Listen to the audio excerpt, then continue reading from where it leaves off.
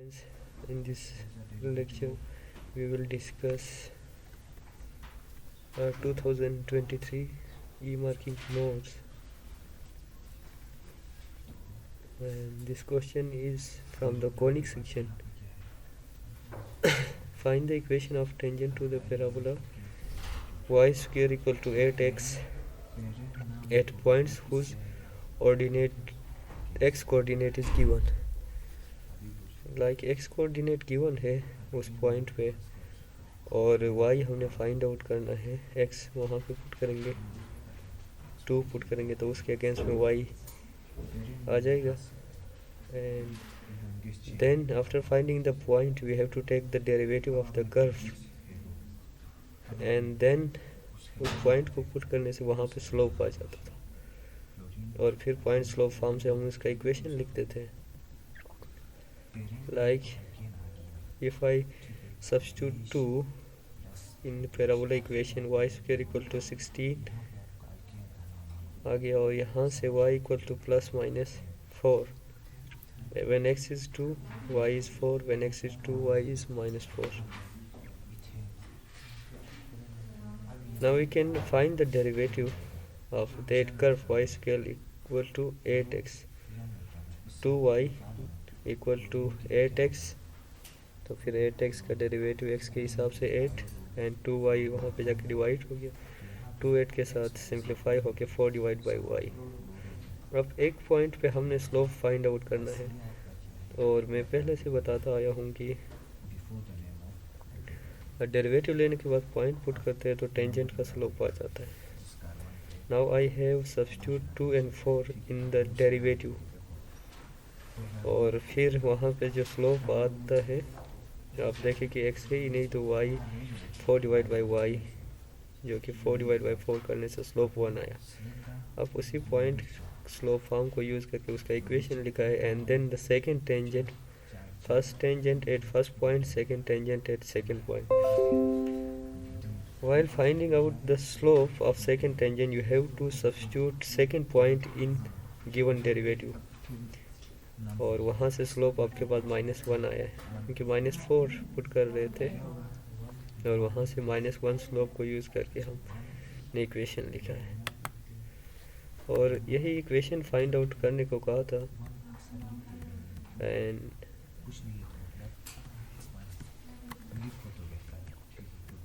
Then coming towards the second question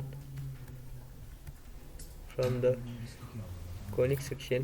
The earth is moving around the sun in elliptic in a path. During the motion the shortest distance between the center 91 miles while the furthest is 94.5 million miles.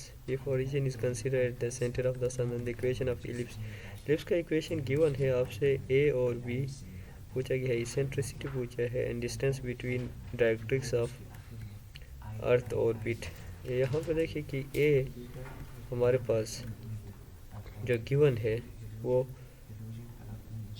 94.4 given है और b 91 है। a जो होता था वो vertex होता था जो कि मेजर एक्सिस पे लाई कर रहा है और फिर आपके पास a square and b square find out करने के बाद हमने eccentricity c divide by a है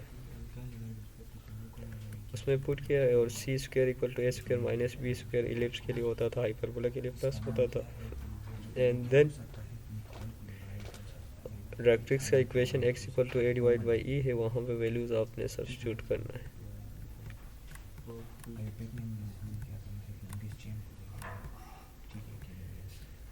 next question is from the find the coordinates of foci equation of directrix length of latus rectum है। ये basically of the hyperbola x square minus y square equal to 9 of earth orbit. Find the equation of tangent and normal to the hyperbola. So x square divide by 9 minus y square divide by 9 equal to 1। 9 से divide करने के बाद इसको standard form में लाया है और मैंने ये भी बताया था कि इसमें एक्स स्क्वायर फर्स्ट जो पॉजिटिव टर्म है उसके नीचे ए हमेशा, इसमें ये हाइपरबोला में ये पता नहीं चलता है कि ए ग्रेटर है या B, but in ellipse A is always greater than B. A equal to 3 and B equal to 3, C square A square plus B square, यहाँ से सी भी फाइंड आउट किया। और लेंथ ऑफ लेक्टस रेक्टा जो 2b स्क्वेयर डिवाइड बाई ए, इसका formula given है, इसके अंदर b और a पुट करना है और इसका लेंथ आ जाता है। फोकस इस वक्त उस या ट्रांसवर्स एक्सिस इस वक्त x एक्सिस पे है, तो फोकस उसके होंगे प्लस माइनस सी और 0। सो प्लस सी हमने फाइंड आउट किया है √18, एक √18 0 पे, एक माइनस √18 0 पे। Equation of directrix is again same for ellipse and hyperbola, c divided by e square, just you have to substitute c and e square where e equal to c upon d। यहाँ से ये जो elements of hyperbola है ये find out होंगे।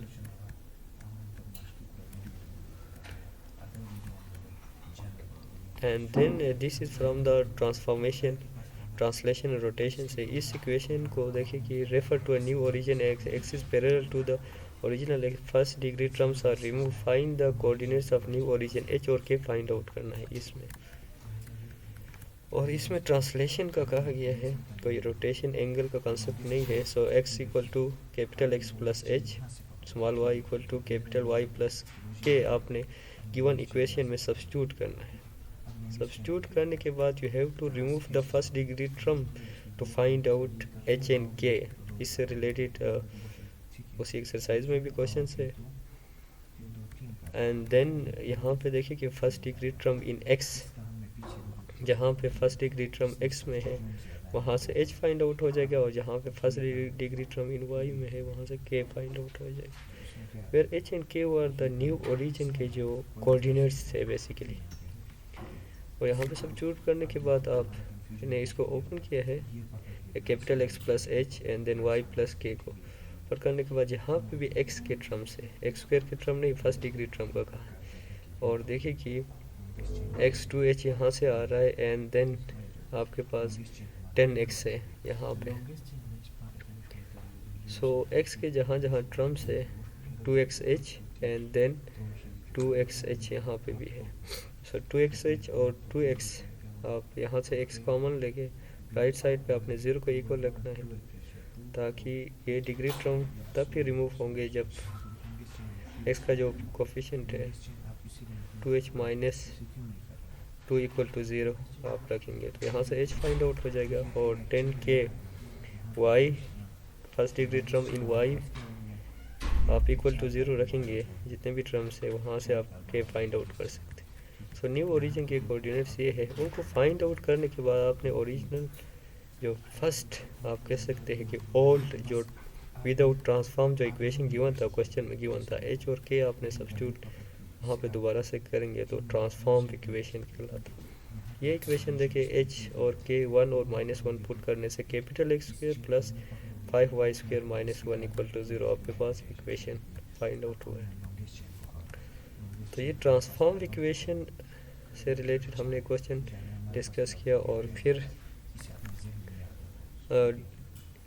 Hyperbola से related question था वो भी हमने डिस्कस किया है। एंड देन एलिप्स से रिलेटेड भी एक था। This is the last question of 2023 paper, जिसमें वेक्टर से रिलेटेड पूछा है। Find the direction of cosine v equal to i minus 3j plus K. यहाँ पे देखिए कि सबसे पहले आपने मैग्नीट्यूड फाइंड आउट करना है। मैग्नीट्यूड फाइंड आउट करने के बाद उसके मैग्नीट्यूड से डिवाइड करने से आपके पास बेसिकली जो यूनिट वेक्टर ही आ जाता है। सो यूनिट वेक्टर उसका डायरेक्शन ऑफ कोसाइन उसके डायरेक्शन में हो जाता है। So unit vector find out करने के लिए सबसे पहले उस वेक्टर के मैग्नीट्यूड से उसके हर एक कंपोनेंट को डिवाइड करते हैं। वेक्टर के मैग्नीट्यूड के लिए x कंपोनेंट y कंपोनेंट का स्क्वायर और फिर z कंपोनेंट का स्क्वायर आप लेते हैं, और फिर ये डायरेक्शन ऑफ कोसाइन का आपको बता देता है।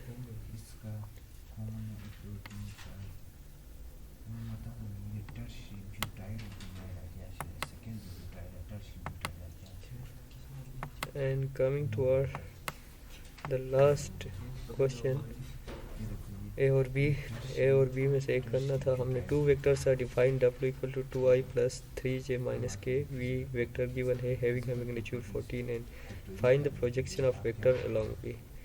ए अलोंग बी और बी अलोंग ए से रिलेटेड क्वेश्चंस थे एक्सरसाइज में। So first we have to find out a dot product between W and V and then of course we need the magnitude of W as well as magnitude of V. So projection of A along B में B से divide होता था। इसी तरह देखिए कि projection of B along A में A से डिवाइड होता था उनका dot product. So dot product आप उन वेक्टर्स का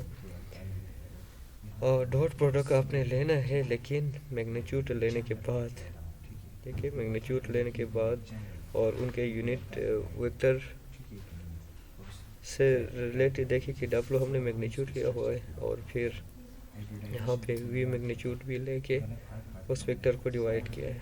करने के बाद आप डॉट प्रोडक्ट लेने के बाद उसके मैग्नीट्यूड से भी डिवाइड कर सकते हैं। नहीं, आपने अगर इसमें मैग्नीट्यूड लेने के बाद इसमें जस्ट डॉट प्रोडक्ट लेने के बाद आप उनके इंडिविजुअल मैग्नीट्यूड से आप डिवाइड करें, तब भी प्रोजेक्शन आ जाता है इसका।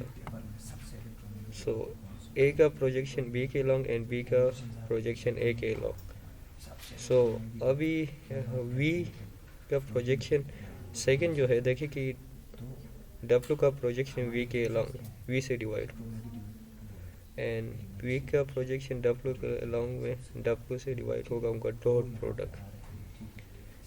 Dot product. So dot product लेने के बाद आप डिवाइड कर सकते। डॉट प्रोडक्ट में एक्स कंपोनेंट के साथ मल्टीप्लाई होता था और फिर आपके पास वाई कंपोनेंट के साथ मल्टीप्लाई होता था, जेड कंपोनेंट के साथ मल्टीप्लाई करने के बाद उसके मैग्नीट्यूड से हम डिवाइड करते थे, तो projection of vector along another vector आता था। सो एनी क्वेश्चन है तो आप पूछ सकते हैं इसी मार्किंग नोट में। Thank you so much for watching.